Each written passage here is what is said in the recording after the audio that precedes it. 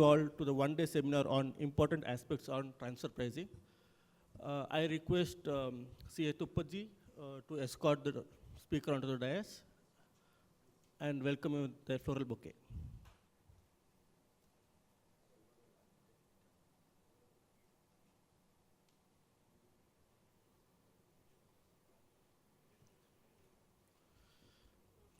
We shall start off the program with lighting of the lamp. I request sir to join.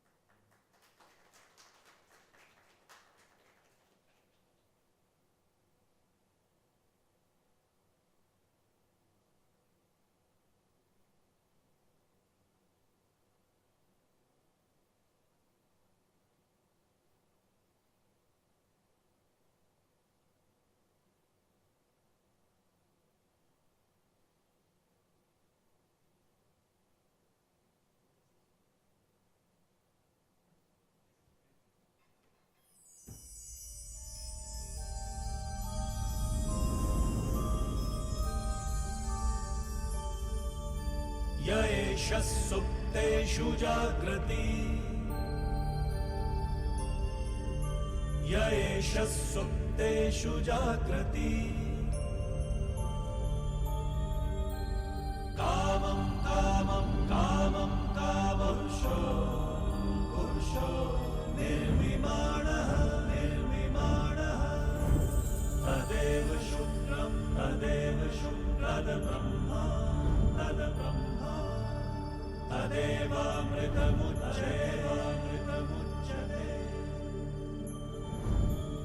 तस्मिन् लोकः शतः सर्वे तदूनात्यपि कश्चन एतद्वैता एतद्वैता एतद्वैता एतद्वैता एतद्वैता एतद्वैता.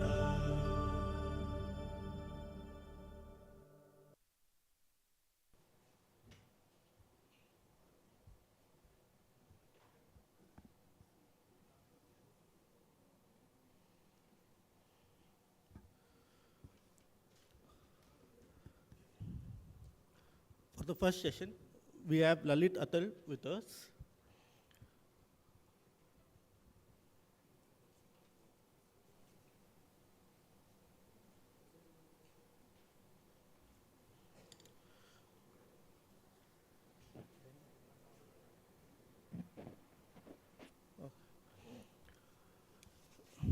Let me introduce the speaker of the first session.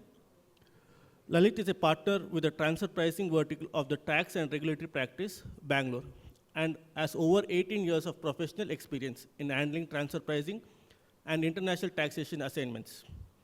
He has experience in devising global transfer pricing policy and formulating tax-effective supply chain from a transfer pricing perspective for inbound as well as outbound clients. He is actively discussing impact of BEPS action plans and implementation and preparedness from an M&E standpoint. First, bilateral APA. India's first unilateral APA with rollback provisions, India's first individual taxpayer APA and APAs on the service transactions. He specializes in dealing with tax authorities, including licensing and negotiation with Indian CA and APA authorities. He has also represented clients at various audit and appellate forums. He regularly contributes to international tax and transfer pricing publications and presents seminars and conferences. He is actively engaged in contributing to the thought papers on complex technical topics. He is devising pricing structures and supply chain structures for a large mobile handset manufacturer about to start operations in India. He has worked hand in hand to set up large tax GICs in India involving various tax and other considerations. He has experience in analysis of research development centers in India and pricing structures linked to value creation. With this brief introduction, I welcome you, sir, and over to you.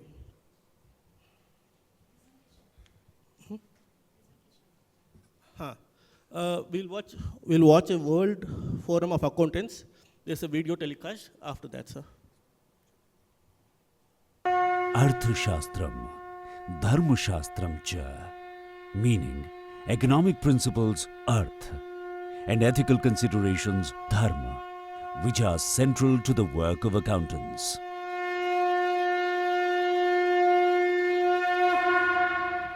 The entire world is deliberating about impact of climate change coupled with disruptions of artificial intelligence.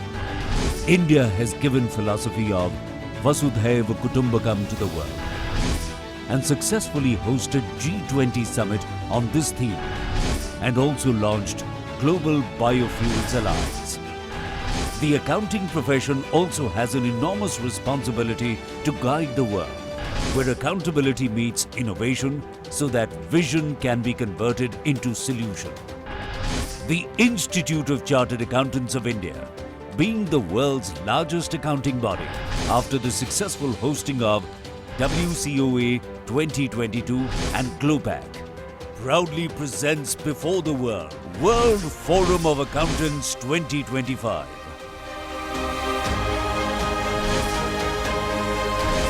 Where accountability meets innovation for a sustainable planet. The world's brightest minds will exchange insights, explore emerging trends, and unlock the possibilities for the profession, where foundation will be laid to shape the vision for the future of accounting profession. Hosted at Yashobhoomi, the largest convention and exhibition center in the heart of India's capital, New Delhi, inaugurated by the Honorable Prime Minister Shri Narendra Modi, is all set to host the congregation of accountants from around the world. And while you're here, experience the vibrant culture and heritage of New Delhi, a city where history meets modernity, offering unforgettable memories. World Forum of Accountants, an experience of 3 days, insightful discussion, groundbreaking innovations, and unparalleled networking opportunities. With immense pride, we invite you to WOFA 2025, taking place, happening from January 31st to February 2nd, 2025 at the magnificent Yashobhoomi, New Delhi. Experience 3 days of insightful discussions, groundbreaking innovations, and unparalleled networking opportunities. World Forum of Accountants 2025 is where you need to be, where accountability meets innovation, AI for a sustainable planet. Join us at WOFA 2025 from January 31st to February 2nd, 2025 at Yashobhoomi, New Delhi.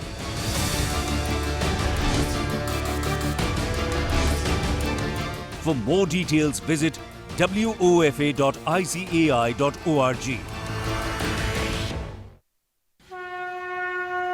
Arthashastram.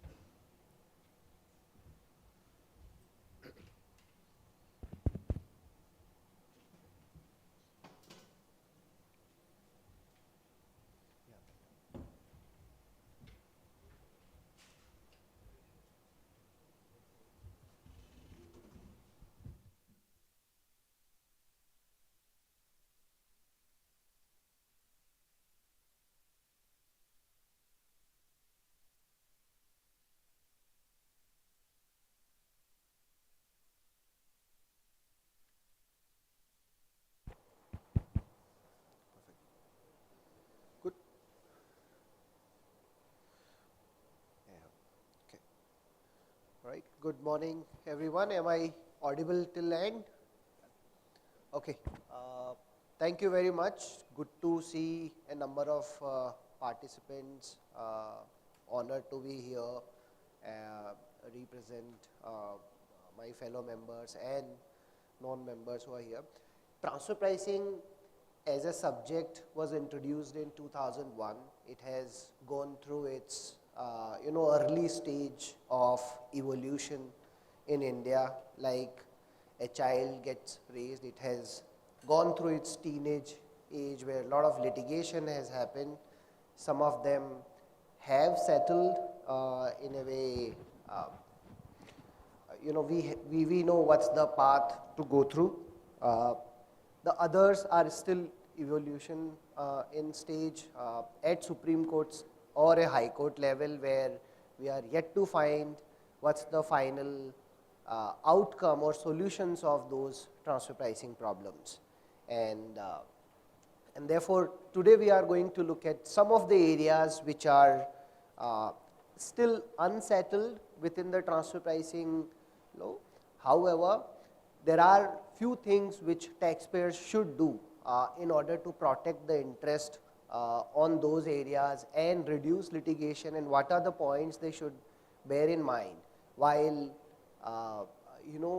advising their clients, while looking at the position, what kind of documentation they have, and stuff like that. There are many areas within transfer pricing which are hot topics, if I can say. We will cover some of those areas. Bangalore being the outsourcing capital of the world. If time permits, we'll also talk about captives. But let's look at some of the more complex topics that we are going to cover today. We're going to cover 5 topics. These topics are predominantly, what we are going to do is, what are the intricacies involved in determination of arm's length price? What's the subject is all about? Once we understand that, then we're going to look at how the tax authorities look at that topic and what we should be doing as a taxpayer to protect our interests. So that's the way we're going to go about each of these topics. Okay, in the interest of time, let's get started with intragroup services. Now, every multinational organization which has operations in more than one country, whether has headquarters in India or outside India, will have a centralized service provisions, or will have some of the regional or headquarter locations providing services to India, or if it's an Indian headquarter company, there are outbound services where let's say a central IT team is in India supporting rest of the world. There is a central HR team in India supporting rest of the world. So these are the centralized intragroup or management services, so-called. One of the very hot topic, dry subject, because talks about lot of detail and more than technical, it's more on the merits and the paperwork that goes into sustaining these charges being pushed to India. Now, what are the different facets of this topic? The first 2 limbs are whether these are chargeable in nature. The very service that Indian company receives from its headquarter or a regional headquarter, whether I would have actually paid for this service to a third party. That's the first tick that we need to see. And if not, then it's not a chargeable service. Then it is either it's a shareholder function where the overseas entity, in order to protect its capital, does this function, let's say consolidation or audits, etc.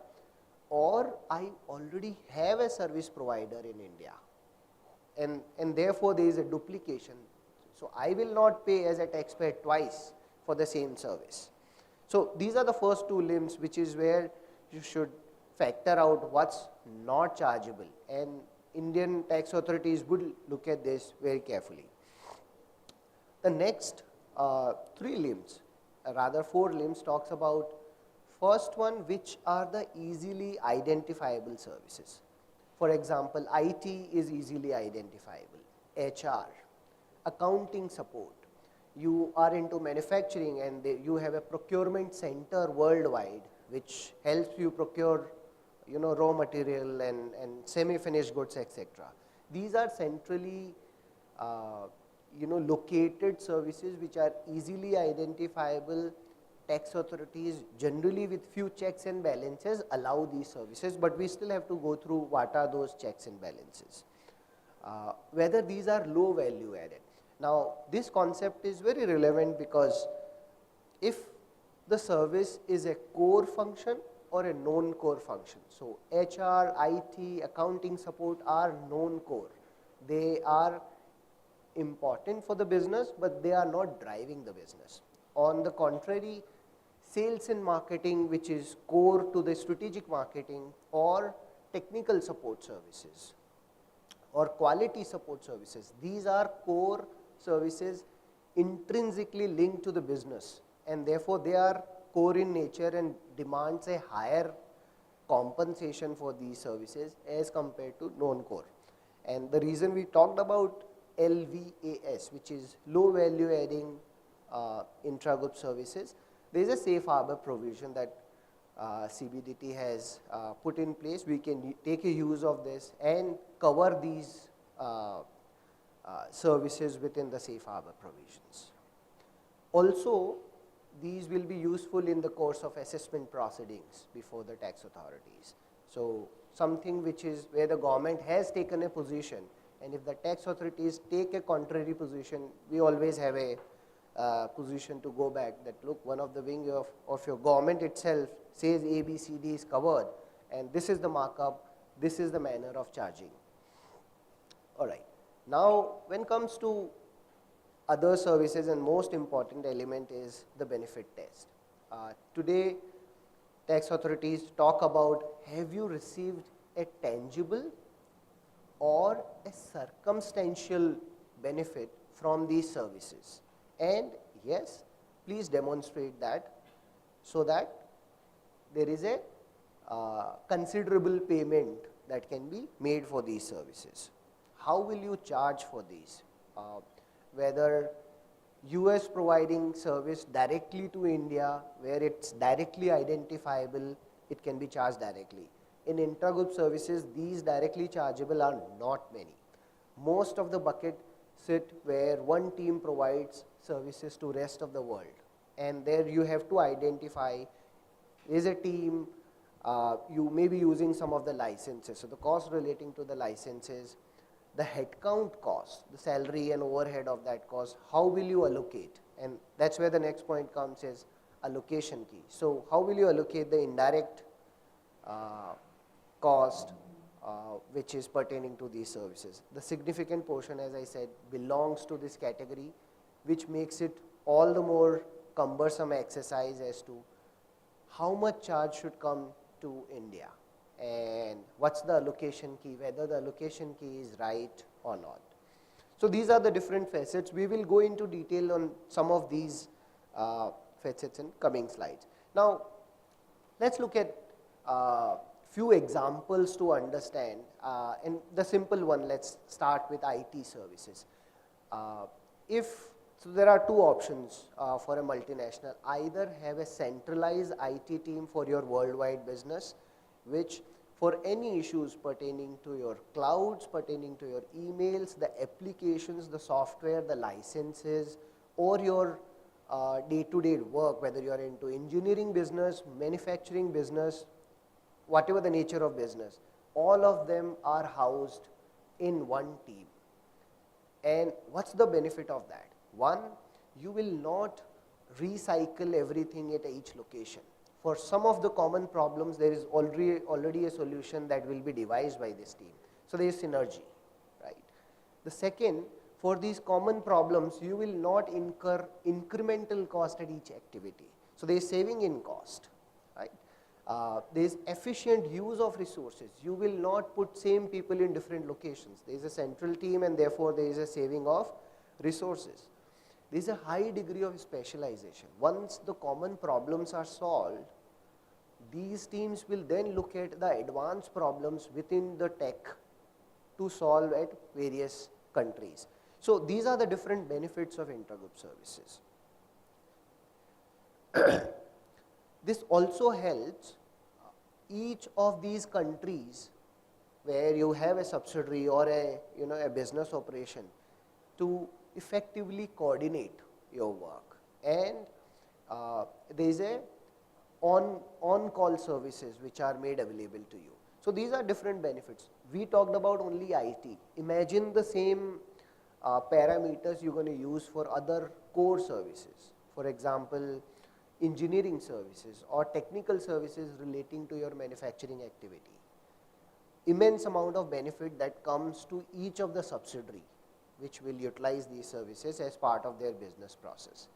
And therefore it's relevant that the team which houses these capabilities and services each of their subsidiary, they don't retain that cost in that jurisdiction. Whoever gets these services, gets benefit out of it, gets a share of that cost, which is where the topic comes in. Now, how tax authorities look at it?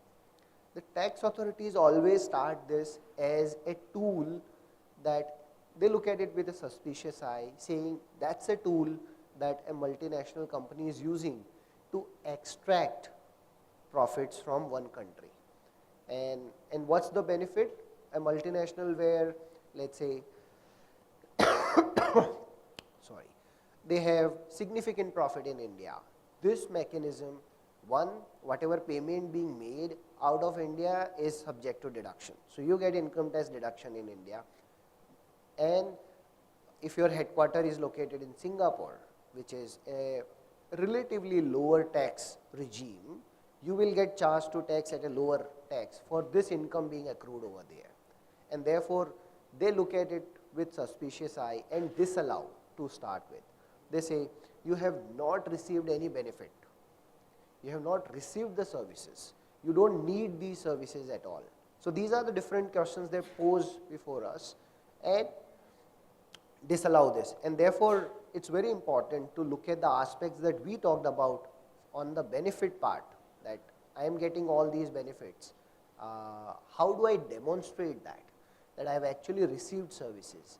I have got benefited out of it. Can I show tangible benefits or circumstantial benefits that I have received from this? So let's look at those. The indicative list is provided here. As I said, these are only indicative from different business combinations or business, the nature of business you are into. Some of the elements of these services will change. Let's say if you are in pharma, some of the centralized services will be different, which will be peculiar to that particular business. All right. Now let's look at these. The areas where we get maximum challenge is procurement support, engineering, sales and marketing. A huge area to explore. Strategic and managerial. How that service is not a shareholder service, which means a service rendered to protect capital and not to give benefit. Have I actually benefited from that service? How do I demonstrate that?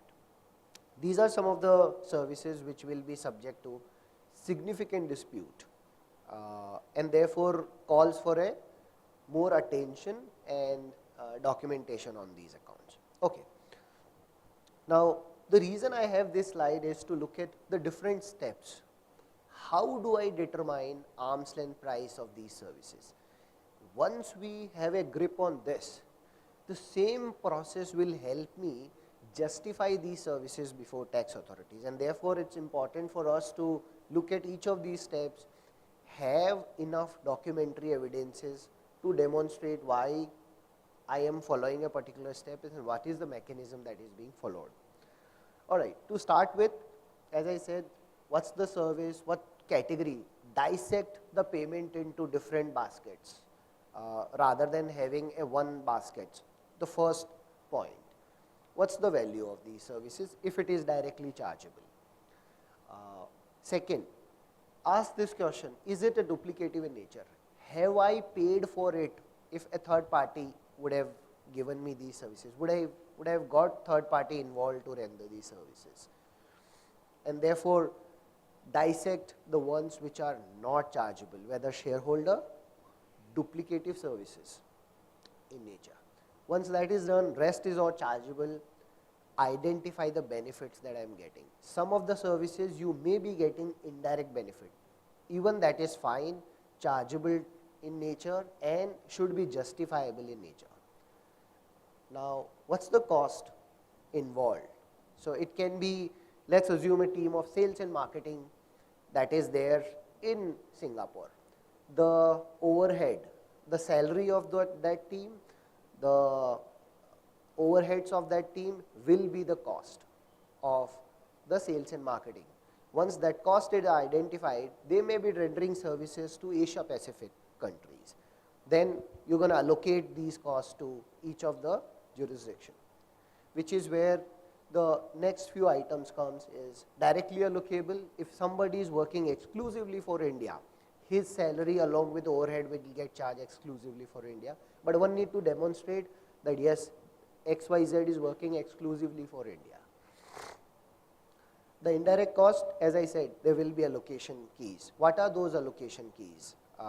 Sometimes depends on the cost that is being charged. For sales and marketing, it directly impacts your revenue, and that's for an allocation based on revenue is one of the key that is being considered.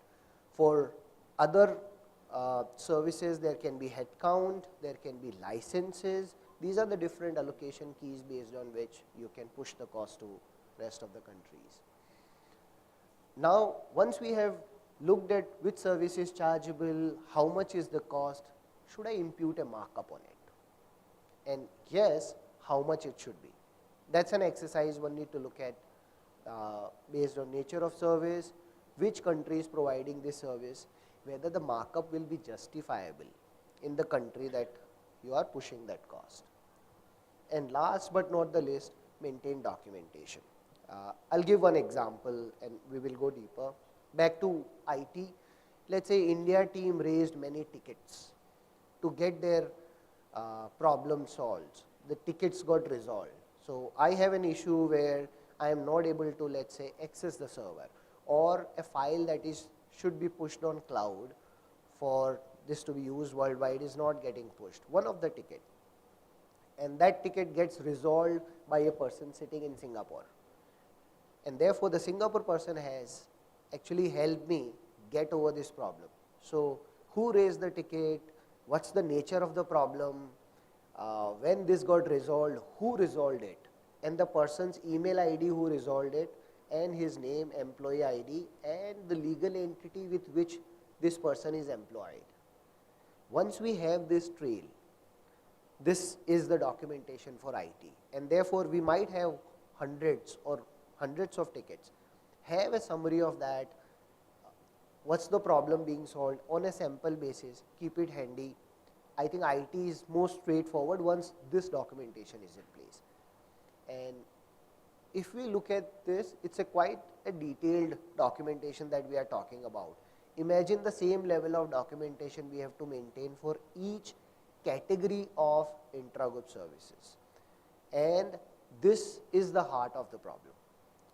As long as I have this documentation for each category, I have a very good case on merits. And the moment I don't have, especially for some of the services where we don't have a mechanism of tracking these costs or having a ticket system, sales and marketing. There are different ways to look at that statement. Sales and marketing, since I talked about, let's look at if there's a strategic team, I might have got some global customers in India. Therefore, I have not actively incurred a marketing cost to get those customers. And if I can list down those global customers that look, my marketing team has not spent any time acquiring these customers. This is the sales I have made. On a India basis, I am making 20% profit. This is the profit I have made. Very good data to demonstrate. So we have to look at each category of service, how I can demonstrate that there is a service that is being rendered and I got benefited. The sales and marketing example I gave is a combination of receipt of service as well as directly telling this is the benefit that I have achieved. All right. Okay, how tax authority? So when you look at the transfer pricing order, what does it say? So the transfer pricing officer, let's say India got 10 crore of management charge, and that has different categories of services.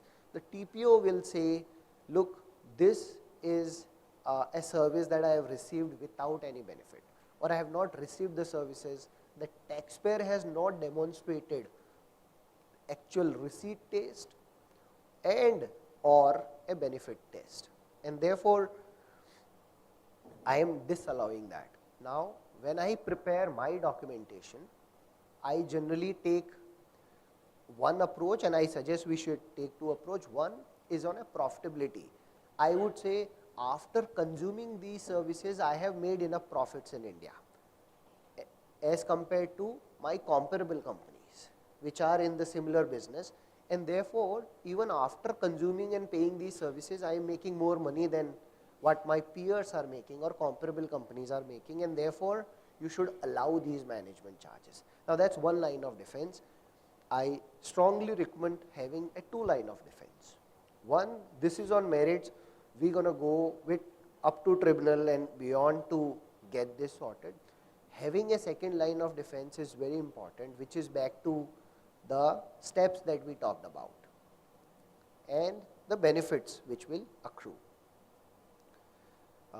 Transfer pricing officer also, they disallow this without following a method. Proceedings are all about, you have to, for a particular transaction, follow one of the prescribed method. And TPO just say it's on other method and the cost is nil. They have not done that exercise in line of the law. However, the tribunal again look at the second defense which I talked about. The first defense, in some cases they give it in favor of the taxpayer, some cases they don't. And therefore having a second defense is very important. Okay, these are some of the cases. Let's quickly, in the interest of time, look at what these cases have talked about. On the left hand side, the table that you see, it talks about the very first EKL appliances. Resident talks about need to demonstrate only receipt of services. As long as I have received these services and I am demonstrating, yes, I have received, the tribunal says you don't need to look at the benefit test and commercial expediency. The second case, CLSA, although it is got reversed by High Court in other years for the same company, it accept the first level of defense, which is TNMM. Cushman Wakefield, the judgment insisted on transaction by transaction analysis, which means the second level of defense comes into picture. The last one, tribunal has casted the onus on the taxpayer to demonstrate that services are actually received and the payments are in adherence to the arm's length principle, which is the steps that we talked about. So based on high level reading, and there are a number of other cases, very clear there is no consistent approach of the findings of the tribunal on these matters. There are different principles emanating from this.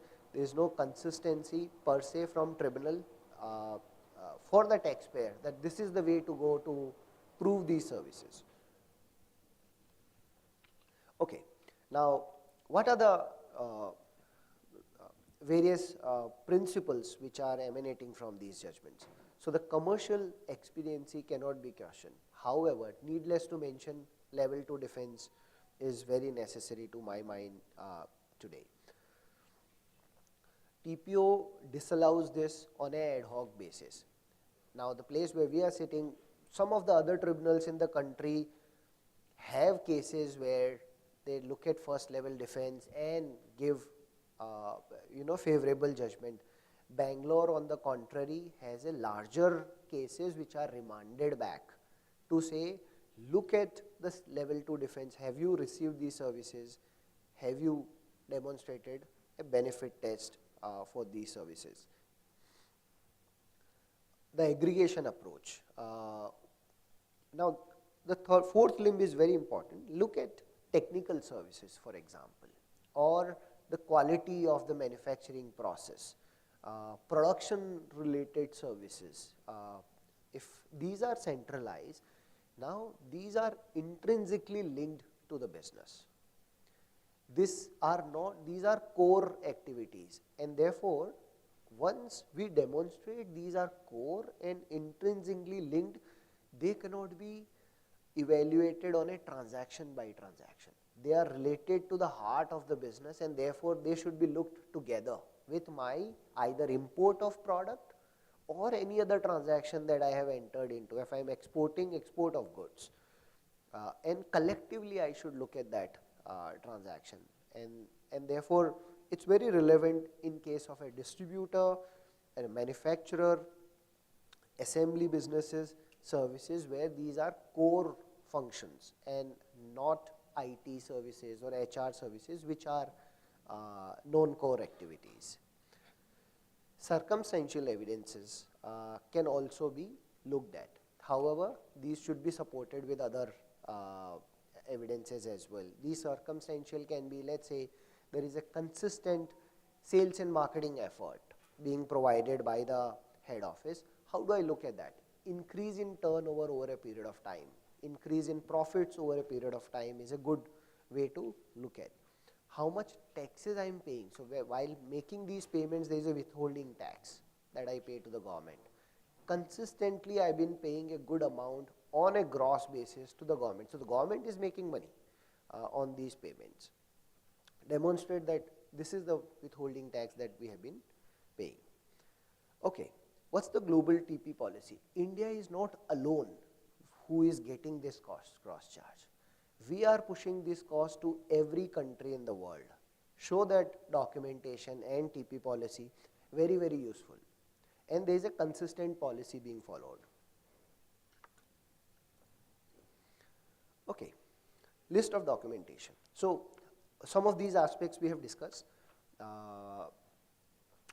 The others are, having an email correspondence. Now imagine the quantum of data we are looking at, where we are talking about start to end of the services. Standard operating procedures. So if there are manuals, guidelines, publications, quality control reports which are prepared centrally, useful for rest of the world, again important data point, training materials, global TP policy, plus have this policy when it is implemented, have a certification around it. Will put a lot of reliability on that data. Cost benefit analysis, we talked about, independence auditor, how the working are done, and demonstrate that through one of the examples. Okay, so this is all about this subject. We'll probably, in the interest of time, move forward, and if there is time, we can have Q&A. The next topic that I'm covering is corporate guarantee. Now, every multinational, whether inbound or outbound, in order to finance their subsidiaries, give a guarantee to the bank. And that bank in turn provides a loan to the subsidiary, whether located in India or outside India. Historically, this transaction, there was position when in 2001 the law was introduced, some transactions were reported. Most of the outbound transactions where India headquarter company provides a guarantee to, let's say, company located in Malaysia. And India never charged for a guarantee fee, and therefore this transaction was either considered as a shareholder function. And we're going to talk about that as well. So there was ambiguity whether this is a transaction itself. And if yes, which particular type of guarantee is a transaction? Either a letter of credit is a transaction, an implied guarantee can also be a transaction, or a explicit corporate guarantee is only a transaction. There are other guarantees as well, financial guarantees or performance guarantees. Would that be also covered as part of a transaction? And once we decide that, yes, it is a transaction, how do I price it? So once we look at these two facets, I think our approach, how will we take this during assessment proceedings before the TPO will be very clear.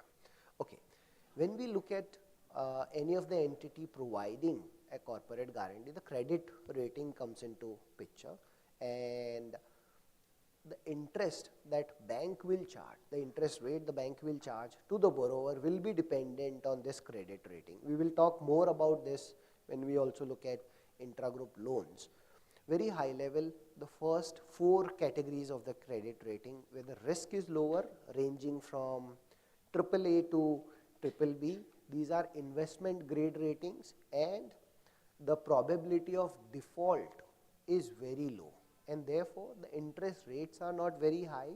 And since the interest rates are not very high, there's a significant saving in interest that comes to the borrower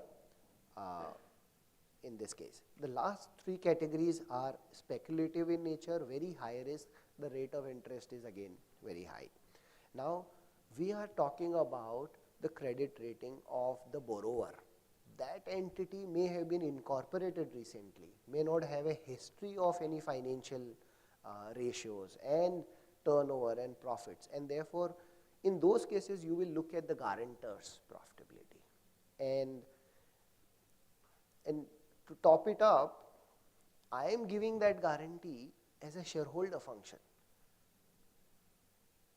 and therefore should I charge for it? Another area to look at. One can take a position that it's a shareholding function because that entity is newly set up, doesn't have any financial statics to support, no bank will give a loan, and therefore there is no third party uncontrolled situation that can be applied in this case. Hence, what I have provided is as a matter of protecting my capital to run my business in that country, and therefore no corporate guarantee fee should be charged. Okay, these are different types of guarantees. Then let's look at for our case the financial guarantee and how we will deal with that. Okay, so let's take one example. And we are talking about a subsidiary which is into operations, not newly set up subsidiary, and that needs more money, and they want to raise that from a bank, and that bank says, okay, without a corporate guarantee, I'll charge you SOFR plus 3.5%. And if there is a corporate guarantee, because let's say headquartered out of India, India has a strong relationship with its bank and with an extended line of credit. If that's the case and the headquarter comes into picture and gives a guarantee. Now guarantee, it says if the borrower defaults, I'll make it good. And therefore there is a financial liability that comes on the guarantor. And to that extent, then bank is safeguarded. Since bank is safeguarded, they give a preferential rate of interest. So instead of SOFR 350, by virtue of the corporate guarantee from headquarter, the rate drops to SOFR 200, hypothetically speaking. And therefore, there is a dollar saving of 150 basis points to the borrower. Now, this is a clear case of a savings that is there on the paper and how much of that saving India will get. That is a combination of a pricing of a corporate guarantee. This is one of the way to look at. The allocation can be a bit tricky analysis, but tribunals have been on ad hoc basis is 50-50. 50% for the guarantor, 50% for the borrower, but they top it up to the 0.5% of this. How TPOs look at it? TPO look at the bank guarantee rather than a corporate financial guarantee. And this is bank guarantees, they take quotes from bank. And those are as high as 1.5% to 2%, which they charge on the taxpayer. In those cases, having this activity, that if borrower would have reached out to bank, how much interest they would have paid, what's the actual interest that I am paying, very relevant data to look at. If we don't have that data, how do I price my corporate guarantee? Should I still stick to 0.5%, which tribunal will eventually give, or do I have more data points? There is one more way to look at it, is the probability of loss that will happen to me if there is a default by the borrower. Based on that probability of loss, you will arrive at an anticipated cost of the corporate guarantee to you. That's another way to price it. And eventually, and most important part is the last limb, GST law. Recently, GST law has come up with a notification which says 1%. So GST laws clearly says 1%, and there are some finer details that one need to look at, the nature of services, nature of guarantees which will get covered under GST. So anyway, you will discharge your GST liability for corporate guarantee at 1% for most of the financial guarantees. And under transfer pricing law, you will take a policy which may be consistent with what you take in GST, may not be consistent. So having that fine balance is very important. And to my mind, ad hoc pricing at 1% is irrational. And therefore, as long as I have a better pricing analysis done for these services, will help us in a long way to demonstrate this before the tax authorities and eventually tribunal. Okay, that's pretty much all on corporate guarantee. We'll maybe fast forward to intra-group loans. Okay, how the interest rate is decided, and this is one of the most complex subject today.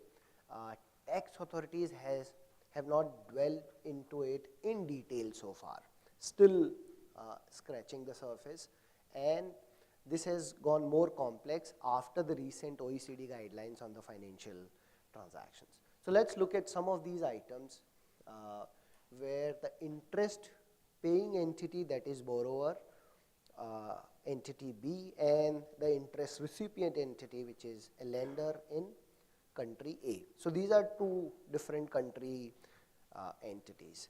The line that you see in green is my risk-free rate, is the base rate. So if there are no risk, this is the bare minimum interest that I will get.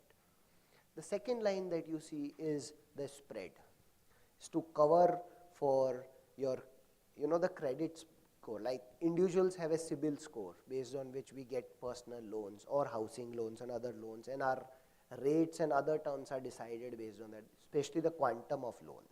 Similarly, in corporate, this spread will be a combination of different factors, and we're going to talk about those factors. The dispute is always on this. How much should that spread be? And how accurately I am determining that spread for a particular loan, and when I determine that, how can I demonstrate that with full reliability to the tax authorities that this is the right spread that should apply in this particular set of conditions of intercompany loan. Generally, these are either a fixed rate loan or a floating rate loans. Generally, the floating rates are generally LIBOR or SOFR plus a spread. The fixed rate is also derived from a floating rates with a conversion. So we will look at that in detail. Okay, what are the different building blocks? Now, The topic is more about the TP disputes and what do I do to protect my interest if there is a dispute on this topic. If we do these activities rightly and I have enough analysis in place for each of these activities, I have handful merits and justifications in place to justify these payments once they are disputed by authorities. Now, what are these different building blocks? The first one, what's the credit worthiness, which is the credit rating of the entity. What are the different terms and conditions? We will dwell deeper into this part. The most important part, other than the interest rate, is what are the terms and conditions. In today's world, a loan agreement can have 100 variants, moratorium period, a seat in board of directors, quasi, secured, unsecured, short term, long term, all sorts of combinations you will find. For each of these combinations, there will be an adjustment to the rate straight away, and therefore makes it all the more difficult to price these transactions. What's the volume of the loan? The third building block. Eventually, and the most important part, which arises out of these three building blocks, is the rate of interest that you derive. These are the building blocks that we're going to look at. Okay, let's look at some of these terms and conditions. Each of these items that you see on the screen are relevant. One should look at these, document it that these are the different terms, make an adjustment. So once we carry out a search, let's say I have bonds being issued, and when I look at the bonds which third-party databases will show, if there are differences in those bonds versus my bonds on any of these parameters, it calls out for an adjustment. So repayment terms. Okay, what are the options attached to these intercompany loans? Whether it is guaranteed loan or unguaranteed loan, whether it's a short-term loan, like a term loan, 2 to 5 years, or it's a long-term loan, 25 years in a power sector. Completely different way to look at those loans. Whether they are secured or unsecured. How the interest payment will be. Would I pay a quarterly interest, half yearly, annual, or on maturity? Again, important aspect to look at. What's the currency in which the loan is given? Is there any conversion that is attached to that loan? Debentures, whether they are convertible in nature or non-convertible in nature. If yes, is there a ratio being already laid down in the agreement? What's the ratio at which these will converted?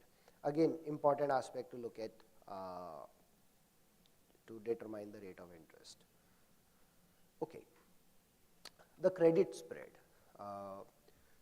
From left to the right, you see the spread increasing with every element of the term that we are looking at. If it's a it's senior secured loan is the minimum spread, which is highly guaranteed with very high level of credit worthiness. On the extreme right hand side is junior subordinate, which is the maximum spread that you will see based on the seniority of the debt. Okay. Okay, let's look at, I think next few slides are on the approach, how will you determine pricing of these loans. The first one is credit rating, and maybe I'll fast forward to that and come back to this. How will I decide the credit rating of a borrower? Okay, let's look at credit rating. Okay. The last two bullets are important. Anticipated profitability of default of the borrower or anticipated loss given there is a default by the borrower. Very two important aspects that talks about the probability, and out of that probability arriving at a statistical analysis to look at the credit rating. Okay. Now, as long as your borrower has a credit rating devised by a credit rating agency, it's perfectly good. You have a starting point. Of course, you need to carry out adjustment, look for benchmarks and comparable transactions. But the moment you don't have credit rating, which is the case of a 90% of intra-group transactions where the subsidiary is new and the credit rating is there only for the lender, not for borrower, that's where you're gonna derive a credit rating. We're gonna touch upon very high level how that can be derived. Let's say use parent company rating, but since parent company is the lender, we're gonna notch it down or notch it up based on different conditions, including the financial profile and future cash flow of the subsidiary. Use standard and poor ratios, have different, so this would need data points from the parent company and the subsidiary, plug those in, and these statistical tools will help you arrive at a credit rating. And the last one, which is I think the most used practice in India, is to look at these tools which are S&P credit model and RiskCal. These help you determine credit rating of the borrowing entity. Why it is important is this is the starting point, and one should have a credit rating, either actual analysis or a derived rating for an intercompany loan. And then we're going to talk about each of these elements. Now, once you have credit rating, based on that credit rating and nature of loan, if it's a debenture, let's take one example. Debenture, we can look at different databases which will give data of various debentures being issued, having a terms and conditions similar to mine, including tenure, and you will get a list of transactions based on that. Now, once we have that data, we're going to adjust them for all of these differences which are there. And these debentures may also have bonds. So one need to make sure that we are taking only comparable transactions and not which is not comparable. A debenture cannot be compared with a term loan or an extremely long-term loan having a very different terms and conditions. I would state one thing, having too many adjustments would also dilute the reliability of these analysis, and therefore pick up transactions which are very closer to my transactions, carry out adjustment. If my loan is for 5%, the comparable agreement is for 7 years. So make adjustment for 2 years because that will have a bearing on the interest rate. Okay.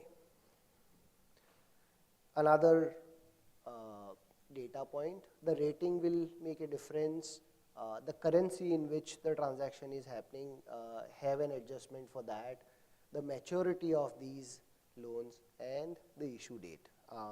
The issue date is very relevant because the economic circumstances of a particular jurisdiction or country in which the loan is given can be very different at a particular date. A loan given pre-COVID and during COVID will have different parameters and economic conditions attached to this. Okay. On the right hand side, you will see the databases that are being used. Earlier, tax authorities have been using NSDL to extract the data, which is where the Indian company related debentures or bonds related data will come up. It will not have, it will have data for or details of some of the elements, but not as details as one will find on Loan Connector, Bloomberg and Moody's RiskCal. Now these are the databases that government started using now, especially in the APA framework. And therefore, that's the way to go. As I said, this area is still not being touched upon in detail, have huge stakes over a period of time, because once you get adjusted, if the loan tenure is 20 years, you are up for a litigation for next few years for sure, until that issue is rest on the table. Once you use these databases, these are the steps one should follow. I think briefly we talked about some of these steps. Okay, so how tax authorities are looking at it, and what do we do? So today, tax authorities in some cases uses these databases that I have listed, but in other cases they are either looking at the base rate, or they are looking at SBI, repo rate, or what RBI is giving as a maximum ceiling. Now, mind you, RBI interest rates are the maximum interest, not arm's length rates, and therefore one should have this analysis in place as to what's the right interest rate that one will have, not what RBI has provided. So far, not many tribunals have looked at that this is the maximum rate and not arm's length rate, and therefore, where is your analysis? Second aspect is the NSDL data. When we look at NSDL data, it's not at par comparison, because a lot of data points that we looked at, especially terms and conditions, are missing. Some data still exists. What's the nature of loan? What's the tenure of the loan, whether secured, unsecured, but not all the data points are there, and that's where the credit rating analysis is missing. That's only a transactional data. I don't know what's the credit rating of the entity taking that loan. Important data missing on NSDL. So, so the adjustment that TPO is making is still on a very fragile, easy to get away with it as long as I have a stronger defense. And therefore, having these steps and analysis in place for my loan, even if it is not done for existing, we still have time on the day on which I have given loan, look at that data, have that analysis in place even today, if it is not touched by the officer. Okay, that's pretty much all on intercompany loans. Okay, few more finer topics. This we see in every other case, and I thought I'll bring this up. Transfer pricing officers eventually carries out an adjustment, whatever data I give for the outstanding balance, and especially for captives where I get money in 30 days or 45 days or 60 days, still officer carries out an adjustment. Is this an international transaction is first question. On merits, whether it is correct, technically is it correct? To my mind, I think we have crossed that station. 2012, government has already made an amendment to the law where they say any deferred payment, receivable, or any other debt arising, and therefore there's a clear change in the definition to bring this transaction under the purview. Now, let's take one example. I am a captive service provider, providing services to my US parent company, 100% cost plus. And I am taking money as long as I can cover my expenses, pay the salaries. And to that extent, there is a delay of good 4 to 6 months. You are giving a working capital loan to your parent company. Am I wrong in saying that? May not be, because a third party will never do that. Third party will say, okay, the norms of the business are give me money in 45 days. And therefore, should I call for a separate payment for that? Maybe. So, what one should look at for this transaction, how can I protect myself if an adjustment is being made on this account? Okay. The one, and again I'm on a simplified 100% captive, is what does your intercompany agreement say? Does it say 15 days? And if yes, we are up for a different game if your actual payments are more than 15 days, because contractually you are supposed to collect, and therefore one should look at your intercompany agreement to start with. The second facet is how comparables are doing. Now, actual collection days are not available in public domain. However, you can devise the collection days based on the comparables that are there in picture. Look at what data they are throwing. The third, if you are dealing with third parties and as part of the business you are not charging any interest to such third parties, even if there exists a delay, have that documentation in place. Look, I have given 140 days credit to a particular third party, I have not charged interest. This is the business practice of this industry. This is a very good data to look at. Should I have a policy to charge interest? Now, there will be different data points. Let's say on an average, and looking at weighted average is more important, is how much credit period you are allowing to third parties.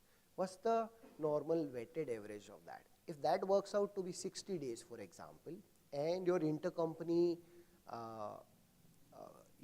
receivables are at 90 days, that's something that one need to look at more carefully. Officers, tax authorities are unlikely to allow that, and therefore either adjust your intercompany payments to at least at par or lesser than third party, if that data exists within your company, or have a policy of charging interest on such overdue receivables which are in excess of these third party loans. Okay. So these are the factors that we have talked about. Another aspect is, if I am carrying out a working capital adjustment, should I call for a separate interest on overdue receivables? I think on merits the position should be, if the working capital adjustment is made and if I have given an excess credit to my head office, it will automatically get adjusted in an adverse order to my profitability, and therefore there should not be a separate adjustment. I can't be penalized twice for the same transaction. One, that my markup has gone up on the comparable side, and second, I am paying interest on the overdue receivables. And therefore, on merits, as long as my view is having a working capital adjustment should protect this particular piece. Let's say there is a devaluation of foreign currency. 7-10% of the currency rates have gone down in a shorter span of time. That can also be a concern. One can make an adjustment for this to say there is a devalued foreign currency. Also, some of the finer points, netting off of receivables and payments. Generally, because of FEMA, you have to have separate set of transactions. However, if these are net off, one should look at the overall payment cycle. If I have to have $100 to be received and 80 to be paid, eventually it's a credit of only 20. I am not giving credit of 100 and therefore should be looking at 20. Okay, these are finer points one should look at. I think the last topic, that is royalty payment. Now this is a very vast subject. In the interest of time, we will only look at one case study, and what are the principles emanating from that case study we'll quickly go through. Again, highly litigated topic in India.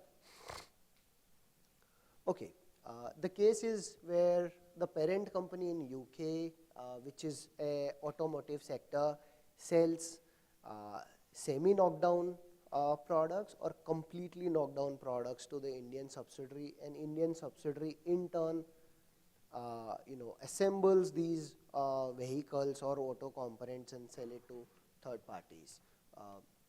Very known case, been some time in the public domain, but the principles are still helping on most of the cases. Now, in this case, what did TPO say? I have paid royalty to the parent company for the vehicles and I'm importing, and that's a separate payment in addition to the product price. It's not embedded in the product price. How TPO reacted to that? So the TPO says the taxpayer is not able to substantiate the benefit that I am receiving from that royalty payment. Again, if I am paying royalty for last 20 years, and did I get a benefit or I got benefit only during initial phase and not subsequently, something that one need to introspect. Company is operating since many years and have made its own name and goodwill. Again, royalty is on account of technological know-how or it's a brand name. One need to look at that detail and the point that I talked about if it's operating for many years. Royalty is not paid since inception. You may have cases where royalty started only after few years, and having a justification why started from year X and not before year X is again a data that needs to be looked at. These are the pointers TPO made, and therefore having a strong defense on these pointers will be relevant. No proof that other group entity or a third party have also paid for these royalty payments. Again, a global TP policy will be relevant. Ideally, the group charges royalty, a consistent royalty to all its subsidiaries who are using these know-how or technologies. The purchase price of the material includes consideration for such technology. Is it a bundled price or an unbundled price? Something that we also need to look at from a GST standpoint. A bundled pricing will increase the duty payment, and especially on the custom size, there is a higher duty on the automotive sector, and therefore there are bigger stakes on the table when we look at that aspect. No direct evidence that there is a benefit that has accrued to me on account of these payments. Cup method has been justified. Generally, as we talked about the other case, level 1 defense, which is for intra-group services, and level 2 defense is relevant in this case as well. Having a TNMM level of defense is relevant if I have a good profitability, but level 2 defense, which is a transactional level analysis for royalty, that if I'm paying 2% royalty, how the other, the comparable transactions that I have, do I have that analysis? What's the rate over there? The AEs have certain obligations as a shareholder. Now, generally in this space, you will not find a shareholder activity until unless there is a payment for brand name. Am I perceiving a premium pricing because of that brand name? And the circumstantial evidence will be very relevant here. Any state, any study on the future cash flows. Now, again, this is back to the similar intra-group services. How do I demonstrate the benefit that I am receiving out of these royalties? Now, let's look at this slide and will be very helpful to see. Similar to intra-group services, having what are the different products that group has given me? Are there any enhancement to the products, new designs being given to me? Let's say some of the manufacturing processes have been streamlined, right? And I am not making a separate payments part of the technology that I have received. Any technological advancement that has happened? How much group is investing on the R&D activities at global level, and how I am getting benefited out of those R&D activities? What's my sales on the new products or new launches being made available? People who have traveled to India to impart, training on these technological advancement. Some of these details may be confidential, however, demonstrating that there is an active support on the technological part to India will be of great importance here, and that will help me discharge my liability to demonstrate that I am meeting arm's length standard, not just on a TNMM, which is an aggregated approach, but also on a standalone transactional level. We also make some of the regulatory filings, very important. Luxembourg, UK, Netherlands, there are R&D credits being made available. There's a huge refunds they get for that. Have those regulatory filings in place for India as well to demonstrate that, look, actually this money has been spent for the benefit of the group.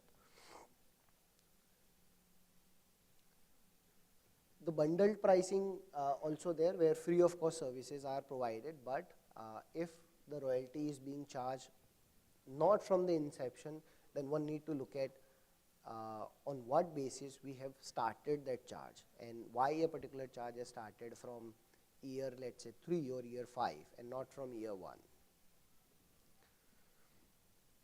So these are pretty much the points that we're going to cover. The last one is again relevant. When we look at the databases which throw royalty agreements, having a right set of comparable agreements will be very crucial and help us demonstrate that if I'm paying royalty at 2% and the comparable agreements have a range of, let's say, 1 to 3%, for example, very similar to the products, technology and the industry in which I operate, will come as a big help. I think that's pretty much all I had in terms of topic. Thank you very much for your patient hearing. Any questions? We have some time. Yeah.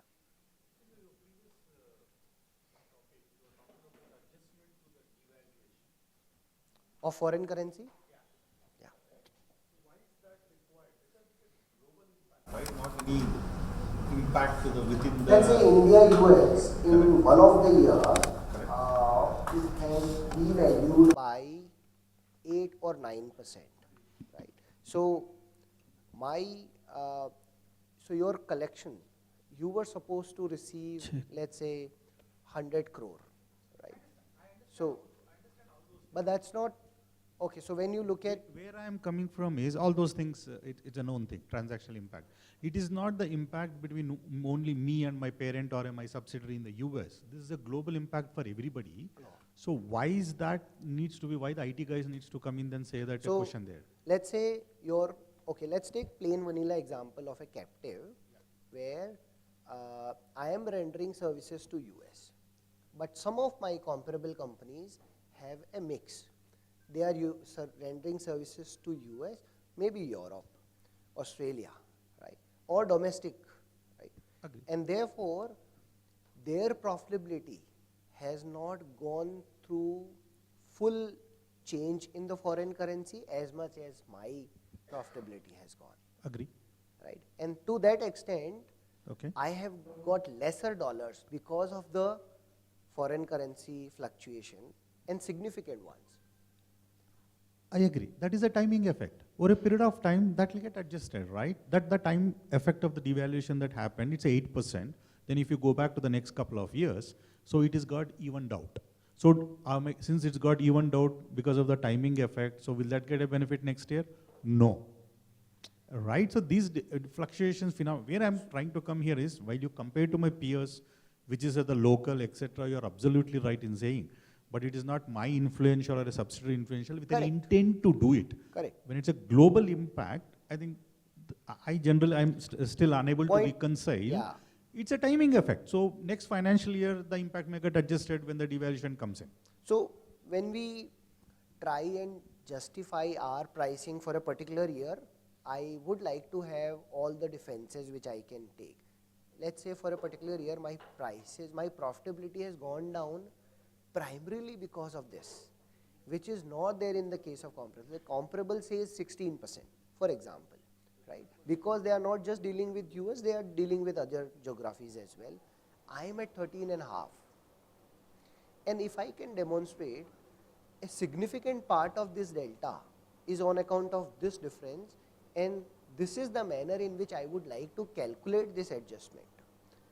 It's an extra defense for me where the data exists to say, yes, there is a difference between these two and it's a material in nature.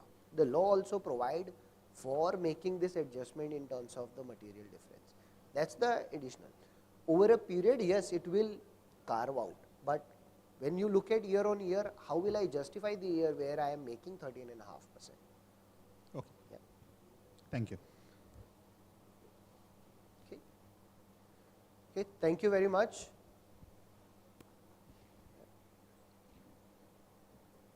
Thank you.